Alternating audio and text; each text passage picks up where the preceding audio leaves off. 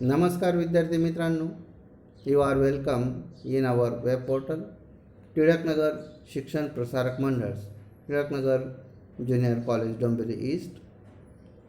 I am Sunil Lotan Sonone is presenting History of Novel Part 5 Types of Novel. Page number 176. Types of Novel. Realistic novel. The realistic novel is a fiction that gives the effect of realism. Sometimes this is also called a novel of manner. It can be characterized by its complex characters with mixed motives that are rooted in the social class. The characters in the realistic novel interact with other characters and undergo possible and everyday experiences. Picaresque novel. The word picaresque is originated from the Spanish word picaro, which means a rogue. A picaresque novel narrates the adventures of protagonist who is an eccentric or disreputable person in an episodic form. Historical novel.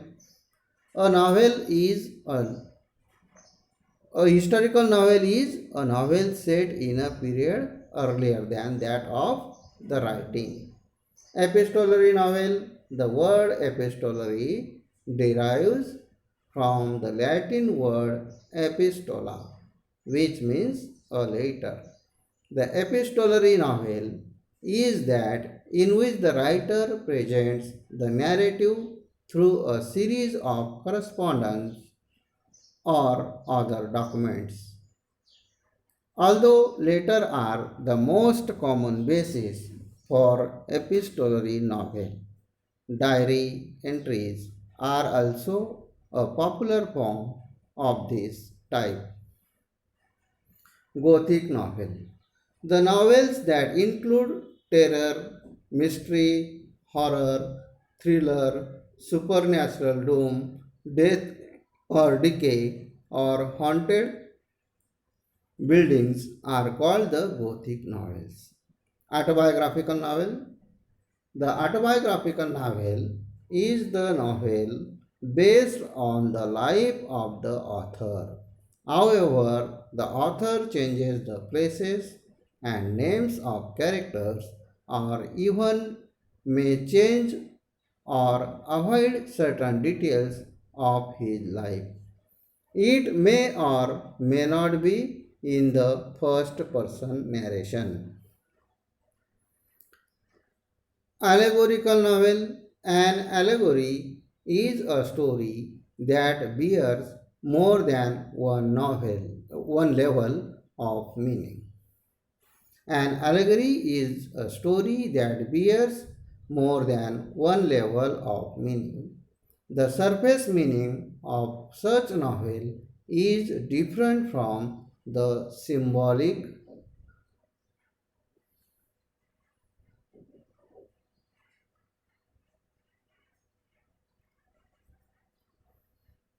The symbolic meaning of it. The symbolic meaning of an allegory may be political, religious, historical, or philosophical. Utopian dystopian novel. Utopian is an imaginary community or society possessing the ideal qualities. It is a common literary theme, especially in science fiction or speculative fiction. Psychological novel. Psychological novel is the work of fiction that treats the internal life of the protagonist or even the other characters such as much as the external factors. Stream of consciousness novel. Stream of consciousness novel is a phrase coined by William James in his treatise Principles of Psychology 1890. It means flow of thoughts, incidents in the plot are in the sequence of their occurrences. The novelist narrates them as they enter the mind of the character.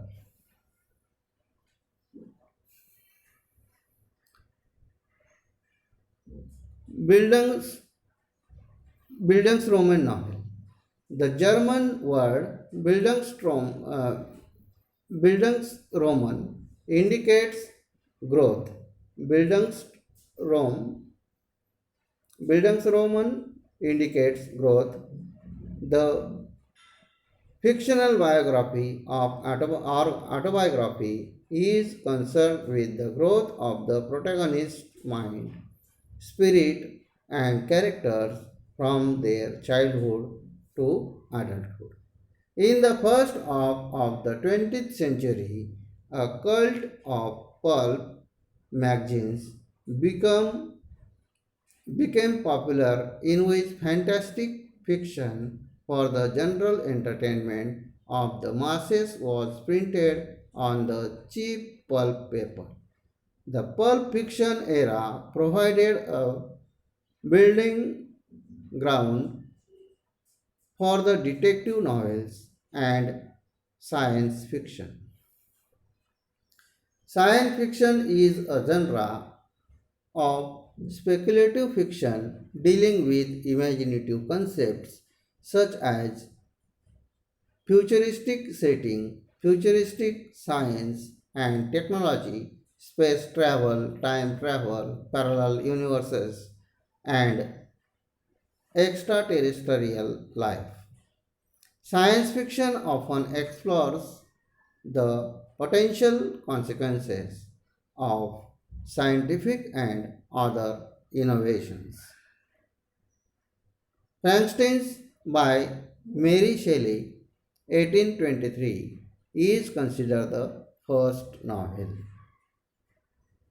Based on science and technology, the genre flourished in the second half of the 19th century. Detective fiction is a subgenre of crime fiction and mystery fiction in which an investigator or a detective, either professional or amateur, investigates a crime, often a murder. तर आता आपण बघूया types of novels. There are 11 types of novels.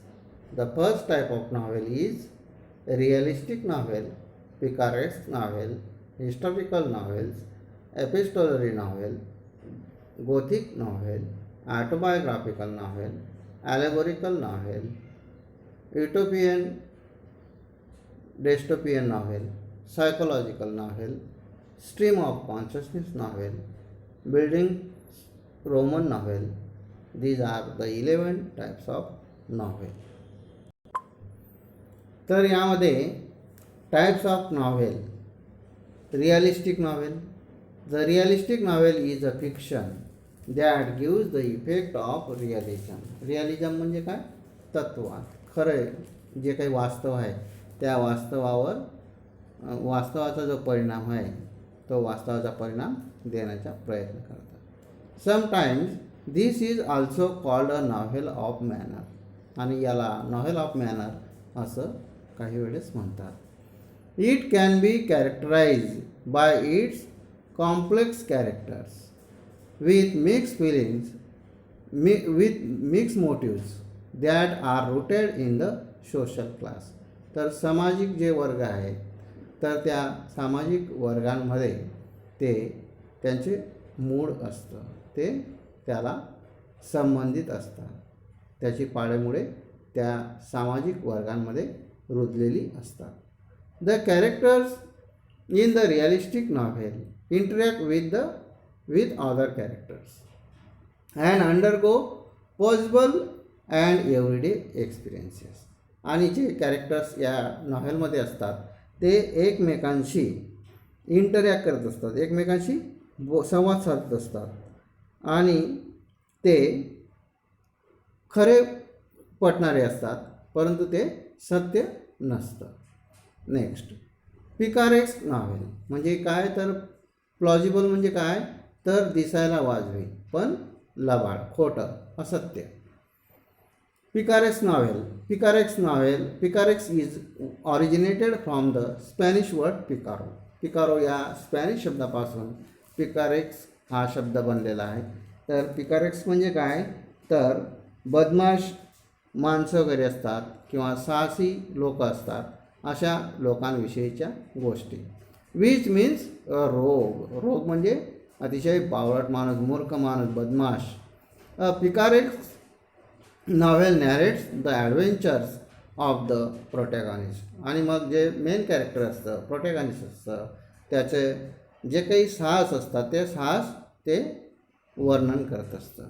Who is an eccentric or disreputable person is in an episodic form. आणि मग जो त्या प्रकाशझोतामध्ये जी व्यक्ती असते त्या प्रकाशझोतामधलं असलेलं ते मेन कॅरेक्टर त्याच्याविषयी ते त्याचे साहस त्याचे वर्णन करत असतं. Historical novel. A historical novel is a novel set in the period earlier than that of the writing. म्हणजे जे हिस्टॉरिकल नॉव्हेल असतं तर या ऐतिहासिक कादंबरी जी असते ही जी कादंबरी असते तिची जी घटना असते ती कादंबरी लिहिण्याच्या अगोदर घडून गेलेली असते आणि त्याचं वर्णन यामध्ये असतं. Epistolary novel. The word epistolary derives from the Latin word epistola. Epistola या शब्दापासून एपिस्टोलरी हा शब्द बनलेला आहे. विच मीन्स अ लेटर म्हणजे काय तर अक्षर, शब्द. The epistolary novel is that in which the writer presents.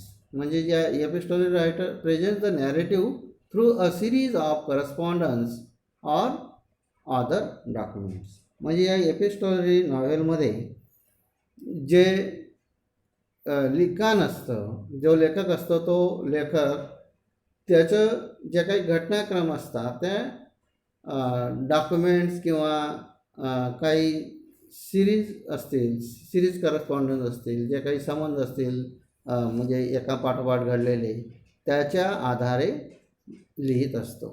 Although letters are the most common basis for epistolary novel, diary entries are also a popular form of this type. आणि अशा प्रकारे ज्या diary entries वगैरे, diary लिहिण्याची सवय अनेक लोकांना असते आणि मग अशा डायरी एंट्रीजच्या आधारावर या एपिस्टोलरी नॉव्हेल्स लिहिल्या जातात. नंतर gothic novel. Gothic novel the novel that includes terror, mystery, horror, thriller, supernatural doom, death और डिके और haunted buildings are called the gothic. म्हणजे जे काही रोमन साम्राज्य होतं 3ऱ्या शतकातलं, त्या रोमन साम्राज्यावर आक्रमण करणारी जी जात होती ती गोथ नावाची जात होती आणि त्यांच्या ज्या स्टोरी आहेत त्या रोमन साम्राज्यावर हल्ला करणारी ज्या रानटी जमात होती गोथिक नावाची, तर त्या जमातीची जी साहसे होती, त्यांची रहस्य होती, त्या हॉरर होतं म्हणजे भीती, थ्रिलर, अतिशय थरकाप उडवणारे आणि सुपर नॅचरल जे काही पॉवर त्यांच्याकडे होती, तर यामध्ये मृत्यू, नंतर ऱ्हास कसा होतो, नंतर काही हॉन्टेड बिल्डिंग्स असतात, तर त्यांचं जे वर्णन असतं ते गोथिक नॉव्हेलमध्ये केलेलं असतं. Autobiographical novels. The autobiographical novels is the novel based on the life of the author. ऑथरच्या स्वतःच्या जीवनाविषयी ती लिहिलेली असते. However, the author changes the places, names of characters, or even may change or avoid certain details of his life.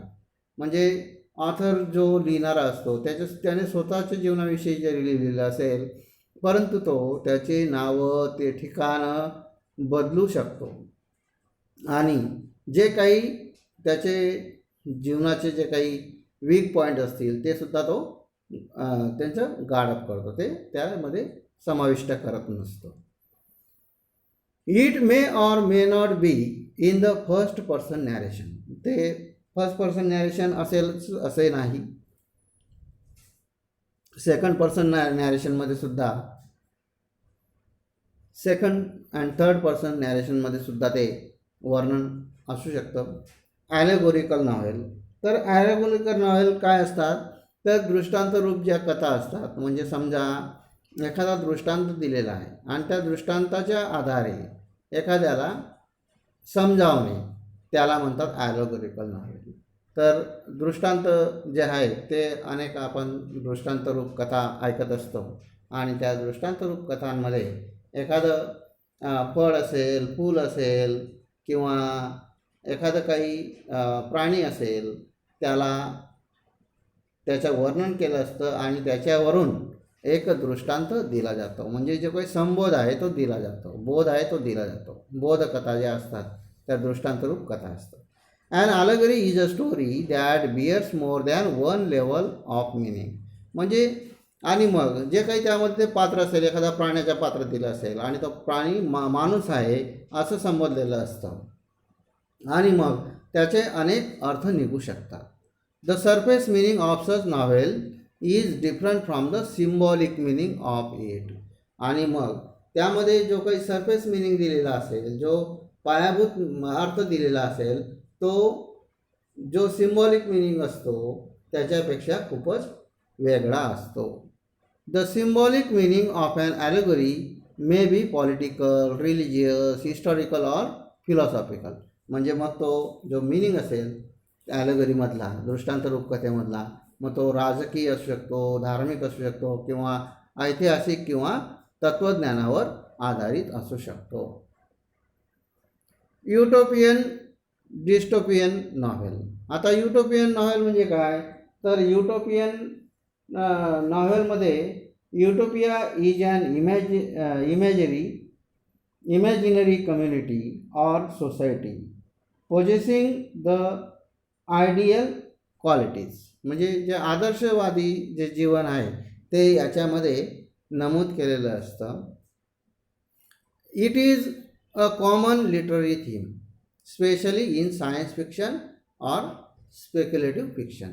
Science fiction किंवा speculative म्हणजे काय, तर जे सिद्धांतावर आधारित, म्हणजे काहीतरी तत्त्व असेल आणि त्या तत्त्वावर आधारित, मग ते खरं असो की खोटं असो तो भाग नाही, म्हणजे ते तसं होऊ शकतं.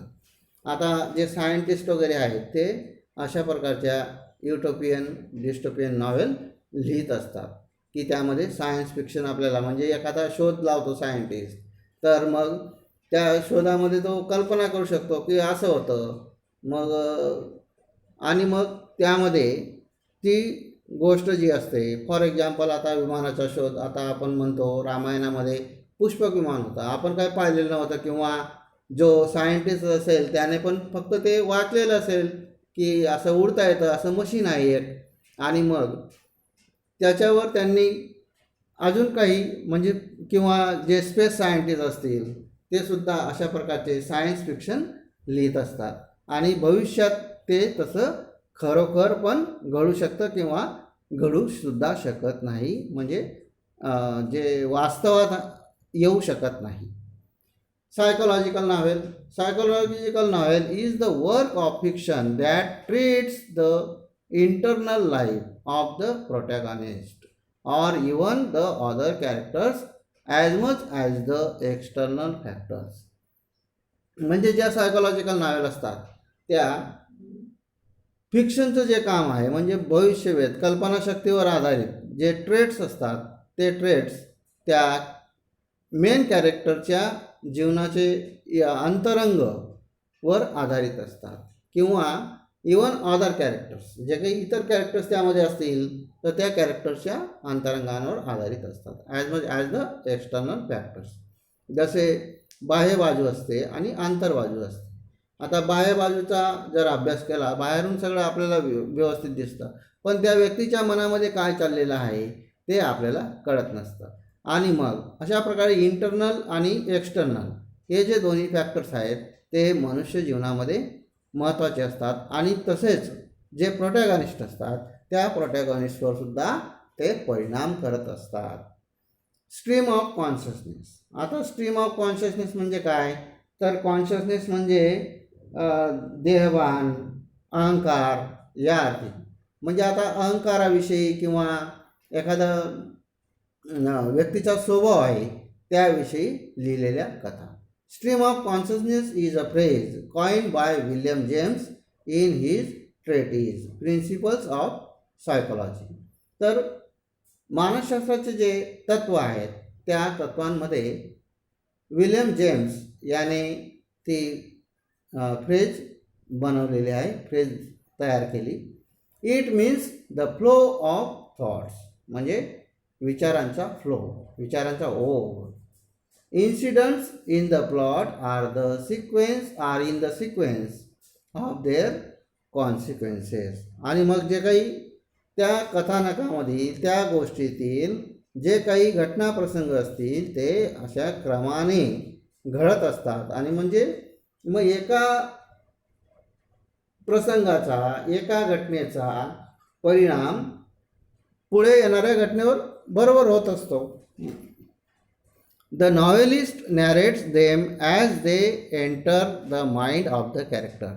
आणि मग कॅरेक्टरच्या मनामध्ये जशा त्या भावना एकामागून एक येत असतात तसं नॉवेलिस्ट त्याचं वर्णन करत असतो. आणि याला म्हणतात स्ट्रीम ऑफ कॉन्शियसनेस. मग अहंकार असो, राग असो किंवा द्वेष असो किंवा चांगलं वागणं असो ते त्याच्यामध्ये नमूद केलेलं असतं. नंतर बिल्डिंग्स रोमन नॉव्हेल. आता buildings Roman novel, the German word buildings Roman indicates growth. तर त्याचा अर्थ म्हणजे वाढ. बिल्डिंग्स रोमन म्हणजे काय, तर वाढ म्हणजे वृद्धी. तर बिल्डिंग्स रोमनमध्ये a novel which dealing with persons formative years or spiritual education. म्हणजे जे काही आध्यात्मिक शिक्षण आहे त्या व्यक्तीचं त्याच्यावर ती आधारित असते. The fictional biography or autobiography is concern with the growth of the protagonist mind, spirit and characters from their childhood to adulthood. म्हणजे बालपणापासून ते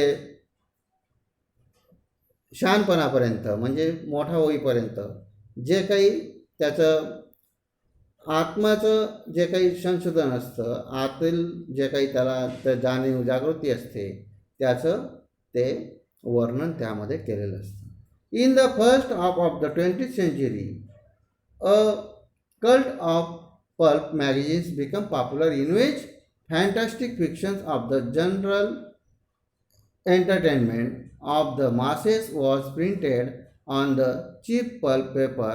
The pulp fiction era provided a building ground to the detective novels and science fiction.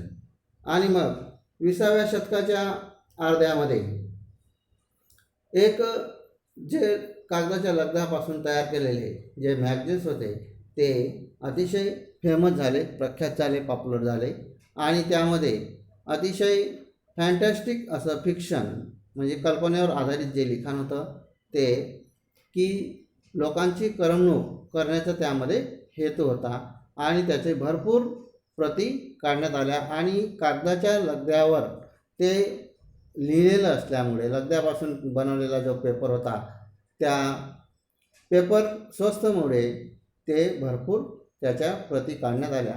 The pulp fiction era provided a building ground for the detective novels. आणि मग detective नॉव्हेल्ससाठी त्यांनी त्यामुळे अतिशय सोपं काम झालं. आणि मग डिटेक्टिव्ह नॉव्हेल्सला वाव मिळाला आणि सायन्स फिक्शनलासुद्धा त्यामुळे वाव मिळाला. Science fiction is a genre of speculative fiction dealing with imaginative concept such as futuristic setting. तर फ्युचरिस्टिक सेटिंग म्हणजे काय, तर भविष्यामध्ये काय होणार आहे, म्हणजे जे काही लॉजिक असतं, तर्कशास्त्र असतं, त्या तर्कावर आधारित, म्हणजे आता पुढे काय होणार आहे तसा तर्क लावून जे काही लिखाण केलेलं असतं त्याला म्हणतात तर्कशास्त्र. आणि म्हणून जे फ्युचरिस्टिक सेटिंग आहे त्याच्या आधारावर सायन्स फिक्शन हे लिहिले गेले. Futuristic science and technology, space travel, time travel, parallel universes and extraterrestrial life. तर जे तात्विक सिद्धांतावर आधारित जे लिखाण होतं ते लिखाणातला जे म्हणजे प्रवास वर्णन वगैरे, नंतर स्पेस ट्रॅव्हल, तंत्रज्ञान, शास्त्र यावर आधारित ते लिहिलं गेलं. Science fiction often explores the potential consequences of scientific and other innovations. म्हणजे जे काही नवनवीन शोध लागतात त्या शोधांविषयीचे जे कल्पनावर आधारित ज्या काही कल्पना केलेल्या असतात त्या कल्पनांवर आधारित ते लिखाण केलेलं असतं. आणि कधी कधी त्या लिखाणाच्या आधारावर म्हणजे तर्कशास्त्रावरच असतं ते, आणि त्यामुळे ते काही वेळेस खरं ठरू शकतं आणि तशा प्रकारचा शोध लागू शकतो. आणि म्हणून सायन्स फिक्शन हा सायंटिस्ट यांच्या जीवनातील महत्त्वाचा भाग बनलेला आहे. आणि अनेक सायन्स फिक्शन आपल्याला वाचायला मिळते. फ्रँकस्टीन बाय मेरी शेली. फ्रँकस्टीनचं जे बुक आहे मेरी शेलीचं ते दुसऱ्या पार्टमध्ये तुम्हाला दाखवलेलं आहे मी. ते अजून पुन्हा वाटलं जर बघायचं असेल ते बुकचं कवर बघू शकता तुम्ही. मेरी शेली, तर पर्सी बायशी शेली याची पत्नी, तिने फ्रँकस्टीन नावाचं जे फिक्शन आहे ते लिहिलेलं. Is consider the first novel based on science and technology. आणि विज्ञान आणि तंत्रज्ञानावर आधारित असं जगातील पहिलं सायन्स फिक्शन म्हणून फ्रँकस्टीन हे मेरी शेलीची कादंबरी आहे. The genre flourished in the second half of the 19th century. म्हणजे 19व्या शतकाच्या जो दुसरा पार्ट होता, मध्य भाग होता, त्यामध्ये जनराचा उदय झाला, विकास झाला, चांगल्या प्रकारे भरभराट झाली. Detective fiction is a subgenre of crime fiction and mystery fiction in which an investigator or detective, either professional or amateur, investigates a crime, often a murder. आणि मग मर्डर इन द म्यूज वगैरे बघा, तुम्हाला त्या दुसऱ्या पार्टमध्ये दाखवलेलं आहे ते बघा. तर मर्डर इन द म्यूज वगैरे या ज्या डिटेक्टिव्ह स्टोरी आहे पायरटच्या, तर त्या पायरटच्या डिटेक्टिव्ह स्टोरीज त्यामध्ये जे पात्र आहे मिस मार्पल हे पात्र आहे. आणि मग अशा या स्टोरींमध्ये अशा प्रकारची जी पात्र असतात ती डिटेक्टिव्हला इन्व्हेस्टिगेशनमध्ये मदत करत असतात. आणि मग हे इन्व्हेस्टिगेटर जे असतात ते नवशिके वगैरे, म्हणजे त्यांना फक्त हाऊस असते इन्व्हेस्टिगेशन करायची क्राईम वगैरेचे. आणि मग अशा प्रकारचे जे मर्डर किंवा क्राईम गुन्हे वगैरे मोठमोठे गुन्हे झालेले असतात, तर यामध्ये डिटेक्टिव्ह अशा प्रकारचे जे ॲमॅटर इन्व्हेस्टिगेट्स असतात त्यांचा हौशी जे ज्यांना आवड असते त्यामध्ये अशा लोकांची मदत घेऊन मोठमोठे गुन्ह्यांचा शोध लावला जातो. Thank you dear student for listening me.